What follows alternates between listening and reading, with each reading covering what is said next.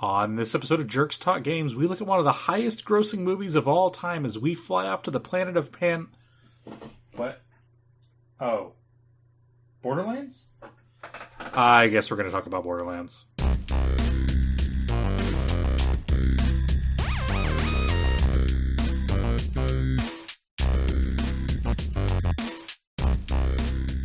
Hello, you thought we were gone, but we're back. Welcome to episode 26 of Jerks Talk Games with me, Gary Hockin, and my co-host, Chris Tankersley. How are you doing, Chris? Hey, Gary, how are you doing?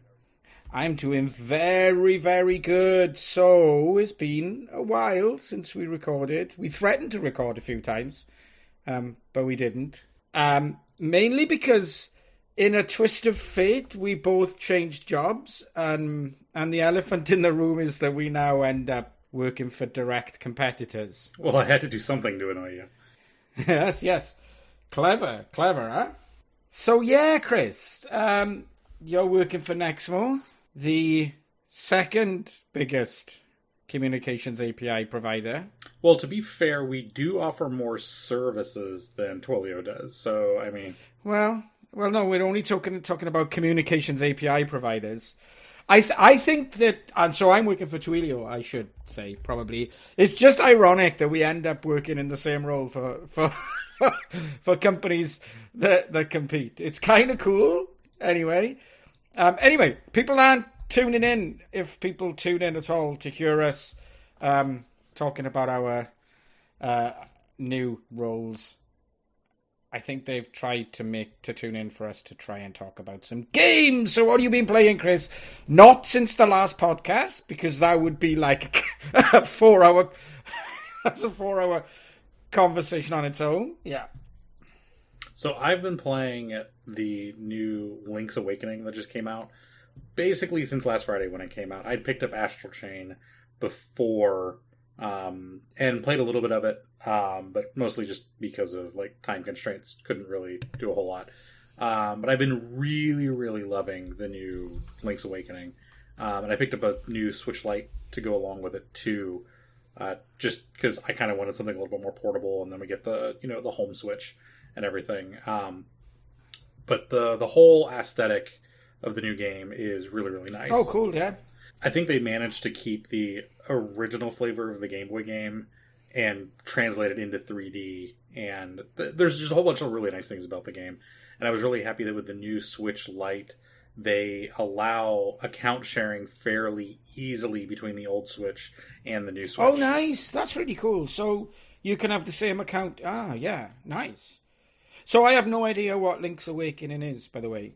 So it's a Game Boy. It's a remake of a Game Boy game that came out after A Link to the Past. So it's the same standard top-down action RPG style Zelda from the Super Nintendo games, as opposed to the like Breath of the Wild open world kind of stuff. So you're going to different dungeons and collecting things. Yep. And it's much more linear than like Breath of the Wild itself actually is.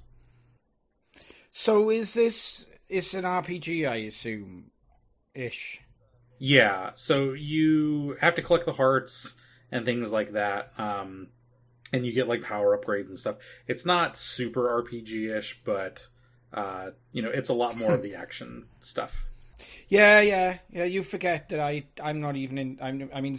Zelda games pass me by constantly, so I don't know. But I mean, I'm having a quick look here. It looks pretty cool. It looks more appealing to me than Breath of the Wild. Yeah, now I will say, if you've never played a Zelda game before, this might be a good one to start off with, because it is so linear, and that's still kind of general action game, and you don't have to worry about all the Breath of the Wild type stuff. Nice. Looks really cool. And is there anything else you want to talk about? Yeah, I did try to get back into No Man's Sky when it had its new Beyond update. And I played it for maybe about a week and a half or so, and then it just kind of got back to the same kind of grind that the original version did.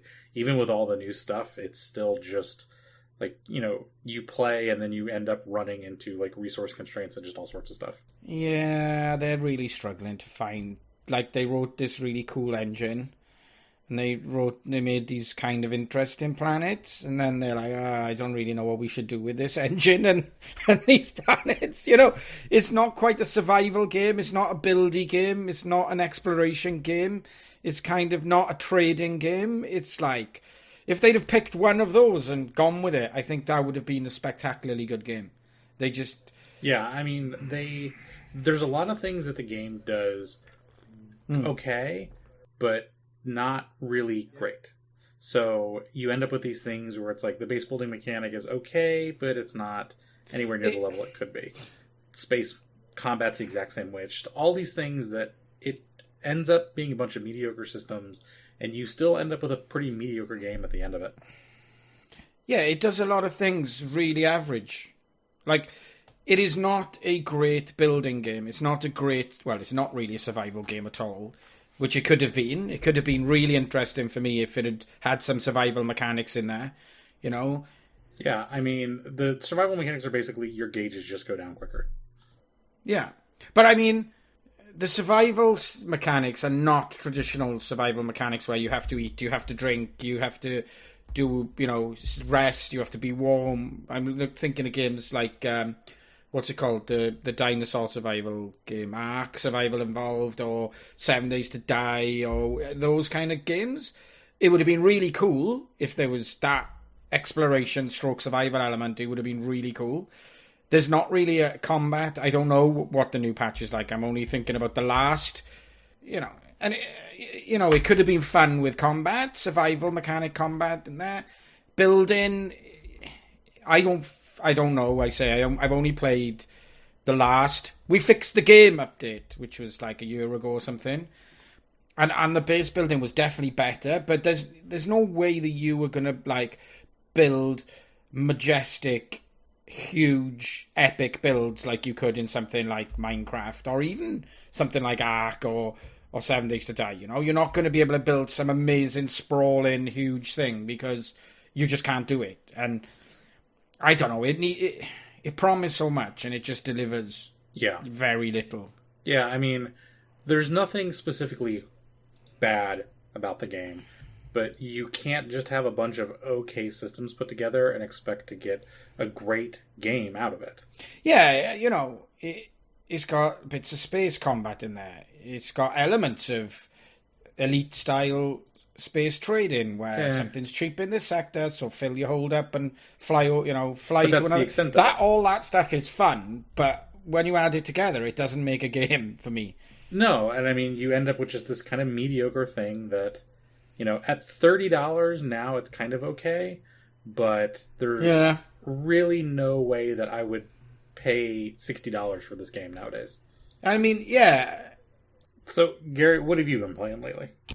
I mean, yeah, I've been playing a lot of Satisfactory again. They brought the latest update, Trains and Nuclear, out, so I went back to playing that with a couple of friends.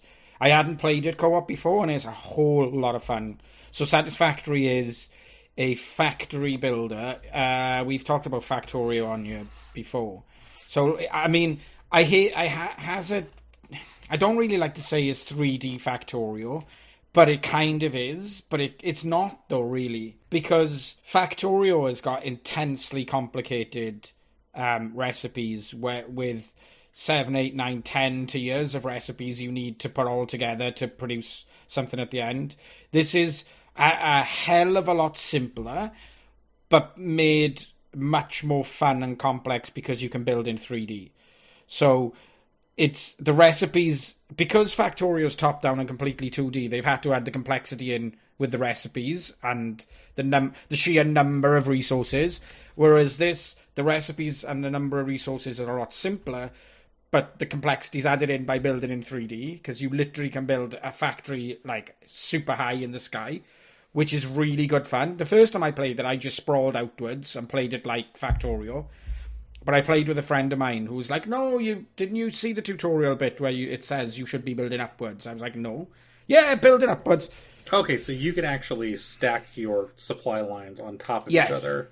Okay, that makes sense. Which is why I missed the fun of it, really, the first time round. Because now, like, I'm playing it. It's also one of those games which is tons of fun to play together. but it's like a brilliant fun to you got this huge space, and then you're thinking, oh, I need to leave space in case I need to turn iron ingots into iron plates, and I need to add more throughput for that. I need to leave some space. And I think, oh no, I can go upwards. So if I need to add more throughput for that, I can put another layer on top of this and go upwards, which is actually a whole lot of fun. You can imagine it would be. So yeah, I really, really enjoy Infactorio. I bought it. This is what's good about buying an early access game. Because there's so many bad things about buying an early access game. But this is what's good, because every time they release fresh new content, I go back and play the game for a couple of weeks. And so you get that new game feeling repeatedly. So I definitely had my money's worth. Yeah, and I think that's something No Man's Sky definitely should have done, is not released at $60, but been a early access game and put all of these things in there, because that's exactly what they've ended up doing. You know, and it's nicer to get them in 3-month chunks instead of yearly chunks. Yeah, it's really... I mean, this game is perfect for early access, because what they've done is they've got the planet, they've got the map down, they've got the basic resources down, they've got the tier 2 and tier 3 and tier 4 stuff down, and they've released that. And then now what they're doing is not really changing the base game. They're going, oh, we've added tier 5 and 6 content. So they're just refining and stuff. now we've added tier 7 and 8 content. So it's a really clever way to do it, because they got the engine done completely solid first. Yeah. They got the map, they got the base gameplay down, and now they're just releasing more complicated stuff, which means you can go back and go, oh, I've kind of finished like the nuclear and train stuff. But then when they release the next tier, I can go, oh, cool, I can go back and play that game again. So blow it up and start all over. Yeah. Oh, no, but you don't have to. That's the great thing about it, is you can take what you've built already and just start working with the new resources and the new tier stuff. Okay, gotcha. So you can, continue your game. It's really cool. I've also been playing, this is where I punch myself in the face, because I've been playing WoW Classic. I am such a sucker for... I guess, believing the hype, but really it's not believing the hype. It's seeing some of my favourite streamers playing a game and going, oh, do you know what? I'd really like to play that game, even though I know in my mind I hate it and it's shit and why. Now, did you play WoW before, or? So, my history with WoW is, we did a WoW episode, but we had 2 people on as guests who we let ramble on about WoW, and we didn't really get involved too much. Because they play and they know what they're talking about. But I played WoW on release 15 years ago, which we know it now is. I came from playing EverQuest 2 to play WoW.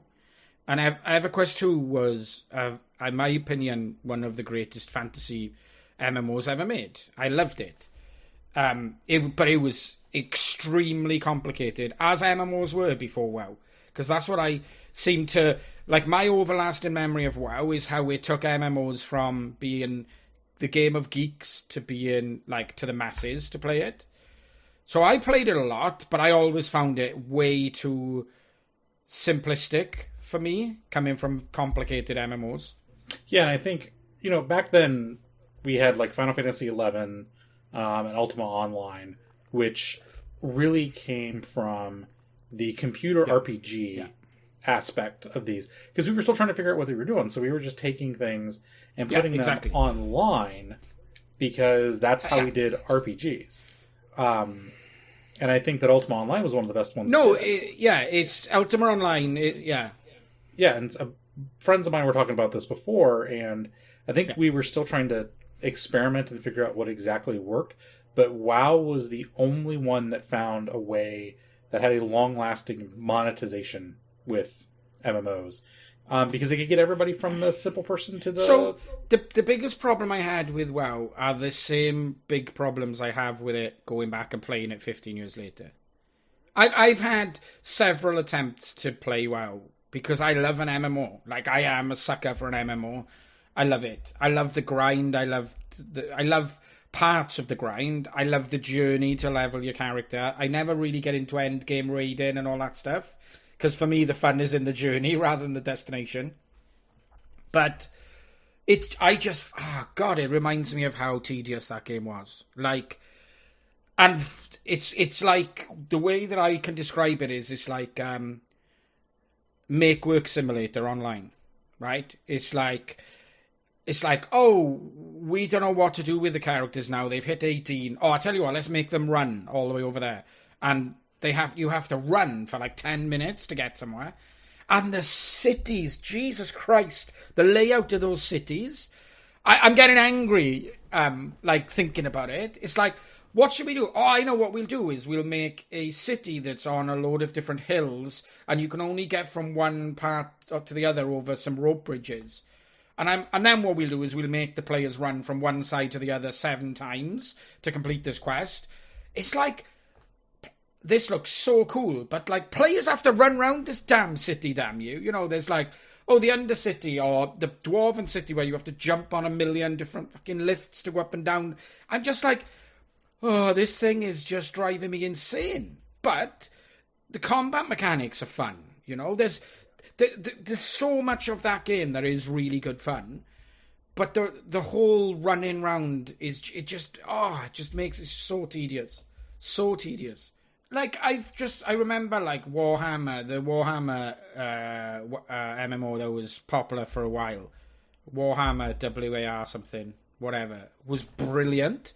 Like, because it learned from everything from WoW. And, you know, to be fair to WoW, right, MMOs come and they go, and WoW has been there forever. Like, in all due respect, because I've probably played, in the last 15 years, I would guess, I've played probably 10 MMOs. And I've played to the end game probably 3 or 4. Like, I wouldn't have stuck with all 10, but I've certainly tried 10. And I'm thinking of the Star Wars, The Force Awakens, I think it was. No, was it The Force Awakens? Do you mean Star Wars Galaxies? Not Star Wars Galaxies. Star Wars Galaxies was before World of Warcraft.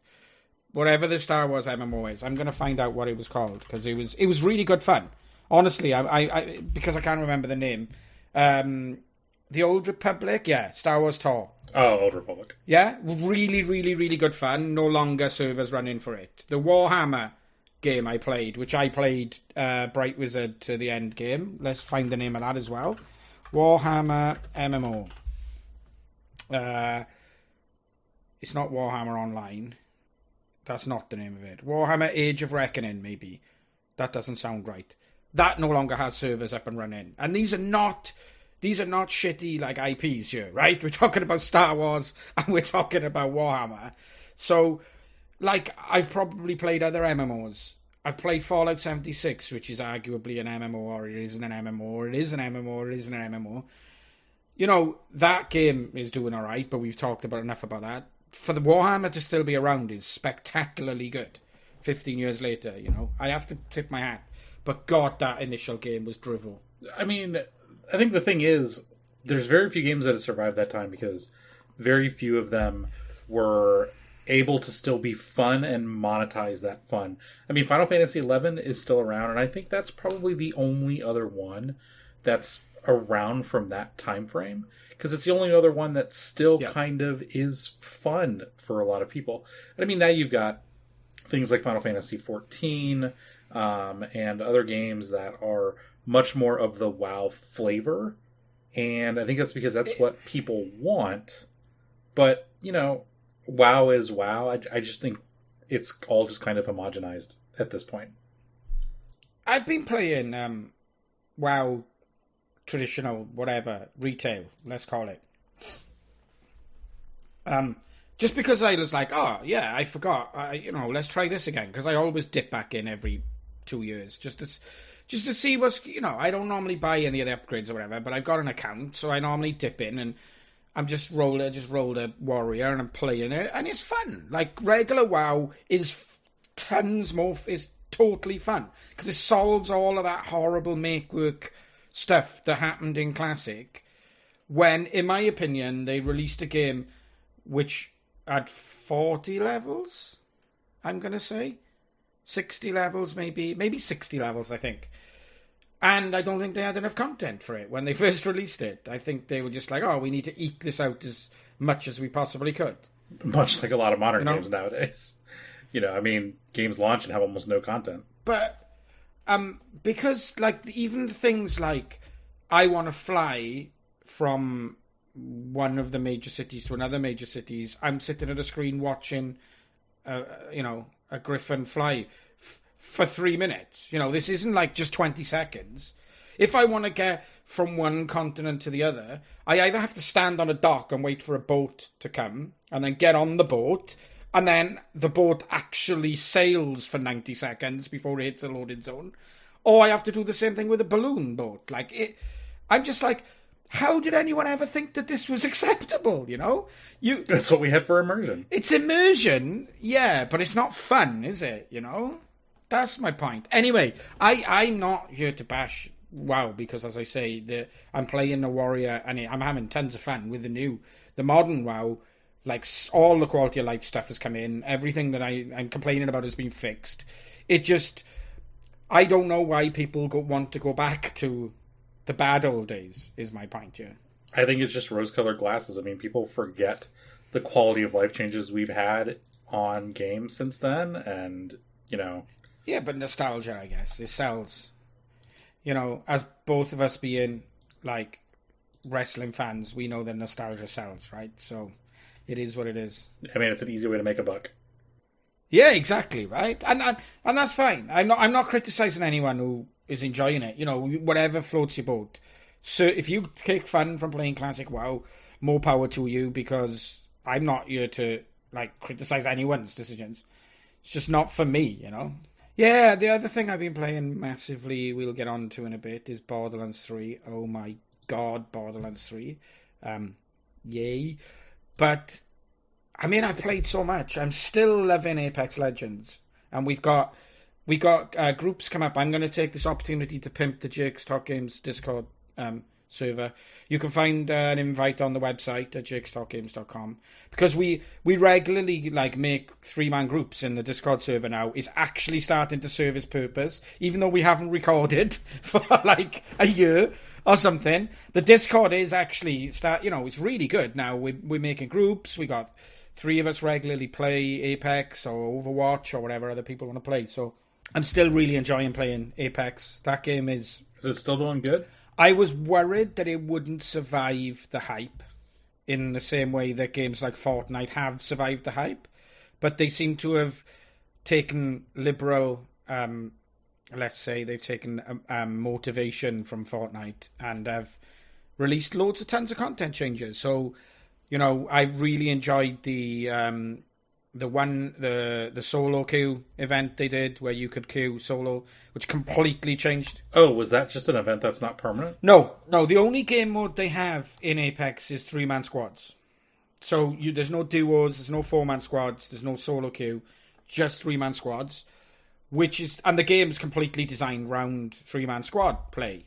So when they released the solo mode, it was awful. Like, I enjoyed it as it's only a limited time game mode, right? That's not in the game now.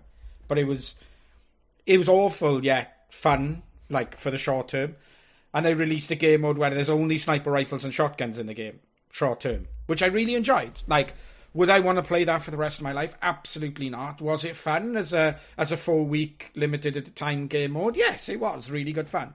And they're evolving the map like Fortnite have done, so new areas open up with the new seasons, and there's a new season starting soon with a new legend being released. So I really am still really enjoying that game, which I never thought I would. I genuinely didn't.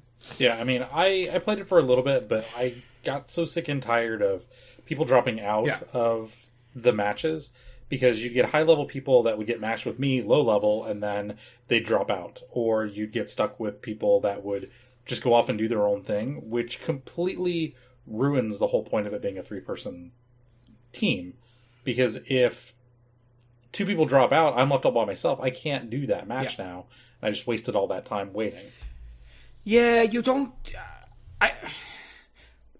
I think because it's because the game's been out for whatever it is, 9 months now, I'm guessing. Yeah, I think so. It's a 2019 game. I think it was early this year, right? Yeah, I think so.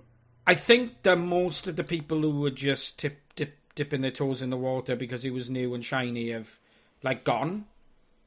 So in my mind, the game now is lots more people playing it who just want to be playing it. And therefore, you find I really do have fun just playing pickup groups. probably 1 in every 5 games I play, I'm in a group with dicks or whatever, but it's fine, you know. It is fine. You just do your own thing, or you'll get a player who just jumps on their own because they want to play solo, which is another thing that the solo queues fixed, was that everyone who was in the 3-man game wanted to be playing 3-man teams then. So that was kind of cool. But I honestly I play with Marco Pavetti, and Brunty plays a bit, and there's a few of us who just make groups. So come and get it installed. It'd have to be on the PC, sadly. You don't have a PC, do you? Oh, I have a PC. Yeah, hasn't it got Linux on it? No, actually, I've got Windows installed on it right now for. Oh well, gaming. that's good. So yeah, yeah. So I can. So I could actually reinstall and play it. Maybe I'll do that. Pick it up, see if it's any better than I remember it. I win. I am the winner. Yeah, and then Borderlands 3, which we're going to talk about a little bit more in depth. I absolutely love Borderlands franchise. So I hate it. So this is the typical pattern, though, right? Of our podcasts, right? Yeah, you're allowed to be wrong. Either I love something and you hate it, or you love something and I hate it. So this is the original odd couple. There we go. Yeah, so Borderlands released in 2009, I think it was, and there are 4 main games with it. Borderlands 1, Yes. Borderlands 2, the pre-sequel, and then Borderlands 3. The pre-sequel, yes. Yeah, I think there was a couple other spin-off games, but I think those are the main ones. I've played every one of those games. You also had Tales from the Borderlands, but they weren't really Borderlands games. That doesn't count. Nah, they were just using the IP. So I never played those. But I loved it. I mean, the original Borderlands is all but 10 years old right now. Released.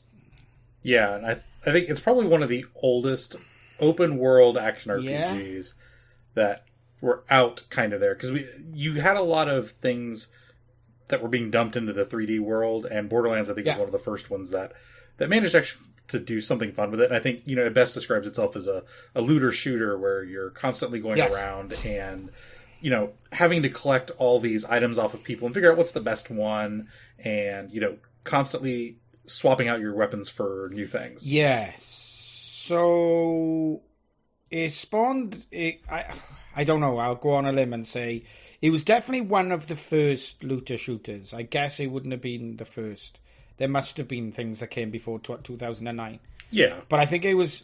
Yeah, I mean, you had things like Diablo where you had random drops, and part of the fun was farming the different bosses. Yeah, so I don't think the looter shooter idea was new, but putting it in that kind of space, I think, was kind of revolutionary at that time. So it's a first-person shooter, right? There's no third-person mode. Oh, there is there? No, there's not a third-person mode.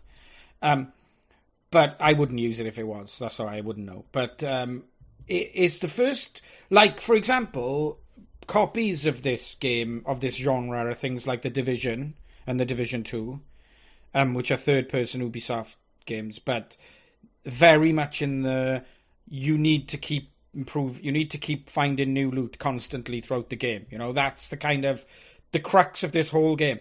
I remember, right, Borderlands 1 I really, really enjoyed. So you can play one of 4 playable characters. You can have 4 man or woman co-op groups. That was an ironic joke, by the way. You can laugh. It's fine. So you have 4-person groups, or you can play solo. It's co-op then. I really, really liked the first game. I played through it. It's one of these where you complete the game and then you open True Vault Hunter mode, which I think Diablo does something similar to that. I'm not a big Diablo player.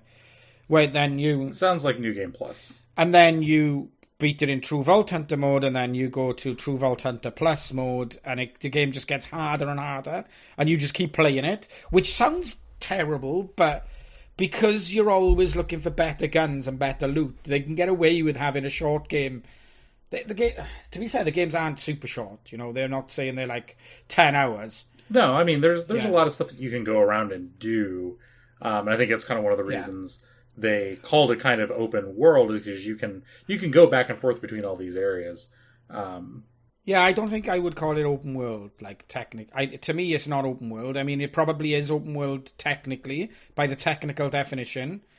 But for me, though, it's zoned, and the zones are level difficulty ranges, so very much like to me, it's not open world. It's levels in my mind, because you very rarely need to go back to a level you've already cleared. Right? They will make you do it in Borderlands 1. We're talking about, really. They did make you do it a bit, but really, you just go to ever progressing levels where there's 6 main quests and perhaps 20 side quests per level, and then there's nice crazy third person driving where you can modify your vehicles and all the good stuff. I really, really, really like this franchise. It's got a very unique look.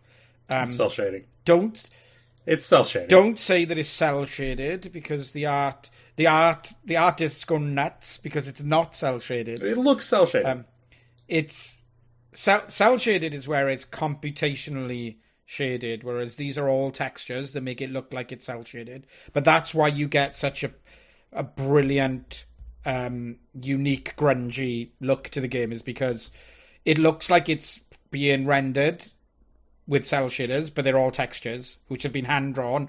With every wrinkle in the clothing has been hand drawn in. So beautiful. All the games have been beautifully, they've been stunning looking games. Oh no, I mean, you can go back and play Borderlands 1 and it's still a wonderful looking game, and I don't think they've done an HD. I've never seen a Borderlands 1 HD remake, no, but okay, yeah, so it must just be Borderlands 2 and the prequel sequel. But I think those games, even today, going back to the PS3 and stuff, they hold up extremely well. And they are some of the most beautiful games that you can still play on, I think, any of the platforms that they came out. The style just holds up really, really well.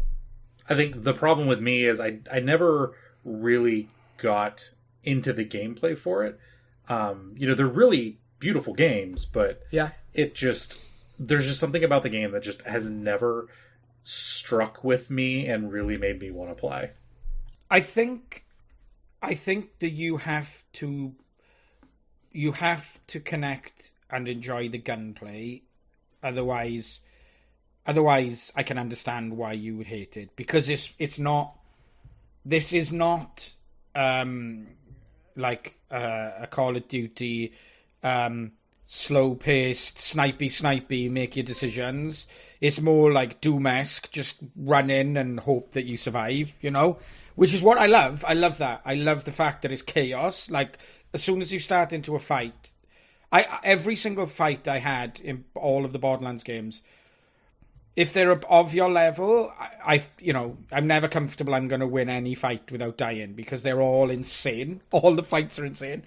They typically very careful with ammo and stuff to make you not rely on one gun, because the guns have got very low amounts of ammo. So you need 4 good guns in your loadout, which is kind of clever, because then you need to keep flipping through the guns. You can't just have one super powerful gun that you find and then you're like, oh, I'll just use this now for the next hour of play, because it just won't work like that. You'll just keep running out of ammo. I love it. I think it's very well thought through. I love the terribly juvenile humor as well. Yeah, I mean, and I think that's another part of it that I do kind of enjoy, is the writing and everything. And I know you put in our notes that Claptrap is not the best character, but for me he is. I love I think it's the beginning of Borderlands 2 where, he's, locked up and he's like, oh, please help me. He's all super ecstatic and he's like, I sound like I'm super happy, but I am so scared right now, but this is how they programmed me. I'm the last of my kind. There are no other Claptrap units ever around. Exactly. But I'm okay with it because I have to be. I know. And I think it's very good, well written. And I think the boss fights are excellent too. It's just all the in-between running around and general run and gun. I don't really like. I get it. I get that. I can understand. I love the in-between, but I can understand why people wouldn't like that in-betweeny stuff. Borderlands 1 was fantastic. Borderlands 2, I haven't completed Borderlands 3. Borderlands 2 was absolutely, definitely took the ideas from Borderlands 1 and improved that. And improved on them. It was a big improvement. And I think that's okay. You don't have to have revolutionary games every time a sequel comes out. they took what made Borderlands 1 fun and they amped it up and cleaned up a lot of the stuff that was there. So the new four new characters. Each character you can play have their own unique special ability. The Mokada is the sniper with a hawk, and he can send his hawk out to do various things depending on what you spec, from just straight damage to, whatever. Zero is like a more melee based character. And so Borderlands 2 was a new story. The greatest villain of computer game entertainment in Handsome Jack, who is like one of my favorite characters from computer games, like one of my favorite villains, really proper Bond villain style, dick villain. I thought you liked Handsome Jack though. We'll come to that. We'll come to that. That's the only game I didn't enjoy. Borderlands 2 was fantastic. Really, like, genuinely an example of a software house taking a game, releasing version 2, which, as you say, doesn't really innovate at all, just says, oh, I wish we'd done that better in Borderlands 1, and I wish we'd done that better, and wasn't that a little bit annoying? And they just literally just improved on it. The pre-sequel, I don't believe that was developed by Gearbox. Oh, yes, I think it was developed by Gearbox Australia, whereas the other games are normally developed by Gearbox somewhere else. Normal Gearbox? I didn't get... So, the biggest problem with the pre-sequel... So, the pre-sequel is supposed to be Handsome Jack's backstory. This is origin story, essentially. I never finished it because the characters...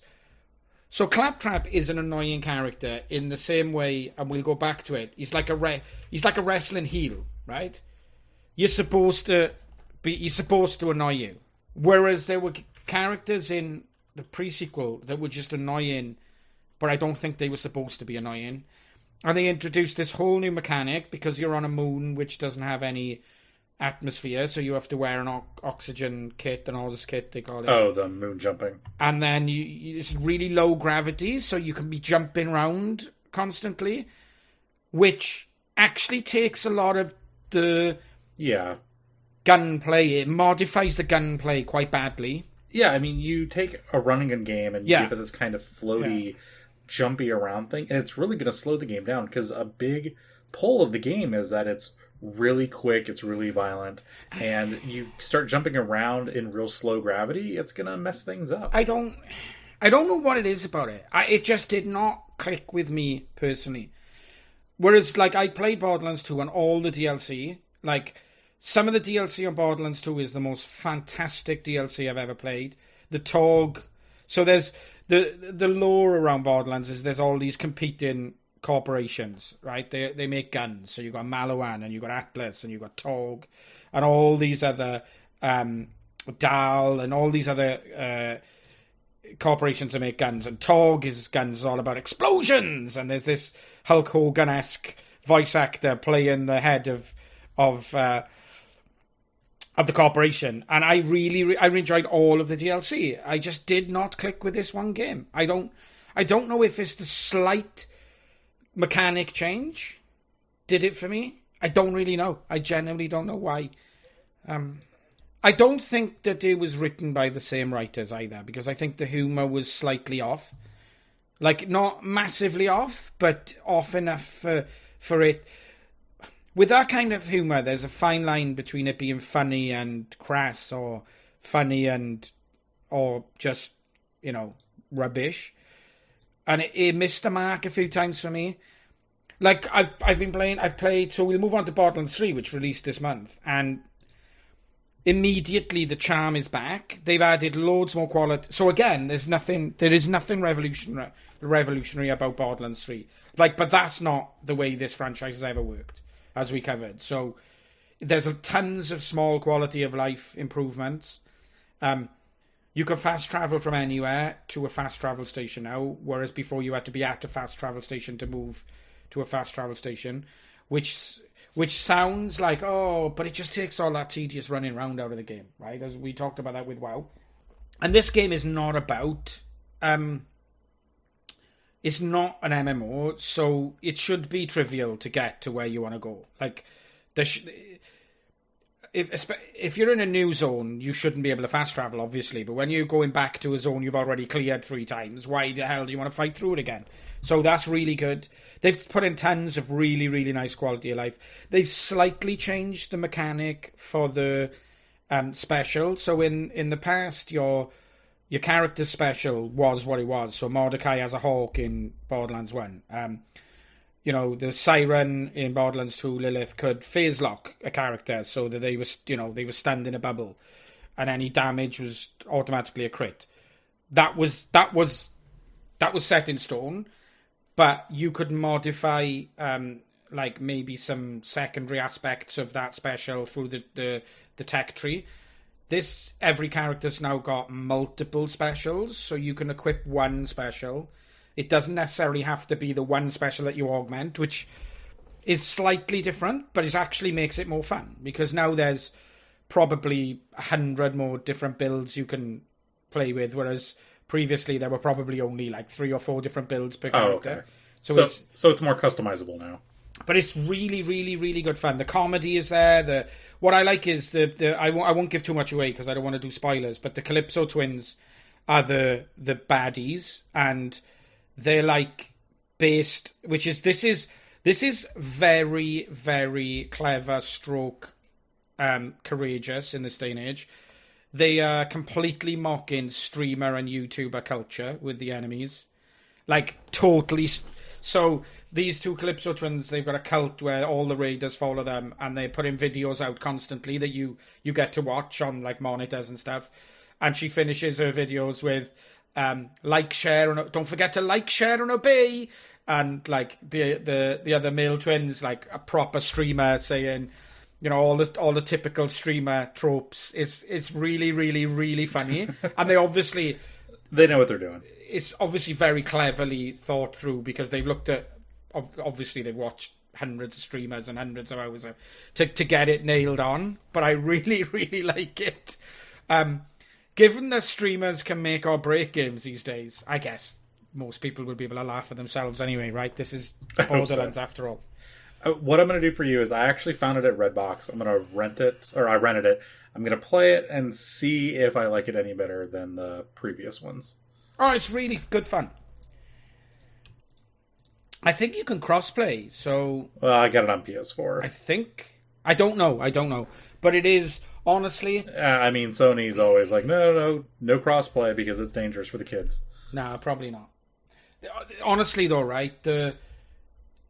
It's one of those franchises you either love it or you hate. You hate it. I cannot see people being indifferent.